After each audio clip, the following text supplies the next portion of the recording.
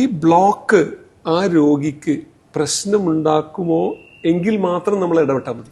ആളുകളൊക്കെ ബ്ലോക്ക് എന്നുള്ള ഒരു പരിഭ്രാന്തിയോട് കൂടിയിട്ടാണ് നമ്മുടെ എത്തുന്നത്. സാർ ഒരു ബ്ലോക്ക് ഉണ്ട്, 2 ബ്ലോക്ക്. നമ്മൾ ഈ ഒരു ഹൃദ്രോഗം എന്ന് പറയുമ്പോൾ ആ ബ്ലോക്കിനെ അല്ല നമ്മൾ ചികിത്സിക്കുന്നത്, നമ്മൾ ആ രോഗിയെയാണ് ചികിത്സിക്കുന്നത്. അതാണ് നമ്മൾ ആദ്യം മനസ്സിലാക്കേണ്ടത്. പല ആളുകൾക്കും അത് മനസ്സിലാകുന്നില്ല.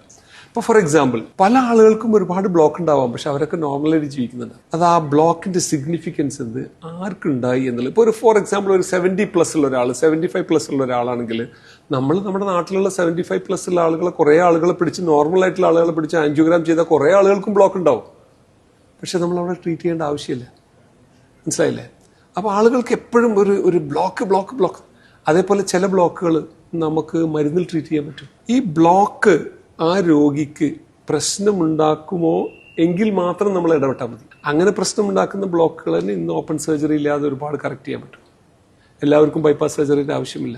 ബ്ലോക്കുകളൊക്കെ വളരെ സിമ്പിളായിട്ട്, വളരെ നൂതന സാങ്കേതിക വിദ്യകളുമായിട്ട് നമുക്ക് എത്ര ബ്ലോക്ക് ഉണ്ടെങ്കിലും നമുക്കിന്ന് ഓപ്പൺ ചെയ്യാനുള്ള മെഡിക്കൽ സംവിധാനങ്ങളൊന്നും ആയി കഴിഞ്ഞിട്ടുണ്ട്. അപ്പോൾ അതുകൊണ്ട് എനിക്ക് പ്രേക്ഷകരോട് പറയാനുള്ളത്, ബ്ലോക്ക് എന്ന് പറയുമ്പോഴേക്കും ഉടനെ എന്തോ ഇത് എൻഡ് ഓഫ് ലൈഫ് ആണെന്നുള്ളൊരു ഫിയറിൽ നമ്മൾ പാനിക്കായിട്ട് ഓടേണ്ട കാര്യമൊന്നുമില്ല. എത്രയോ ബ്ലോക്കുള്ള ആളുകൾ നോർമലായിട്ട് മരുന്നുമായിട്ട് ജീവിക്കാൻ പറ്റുമെന്നുള്ളതാണ് എനിക്ക് പറയുന്നത്.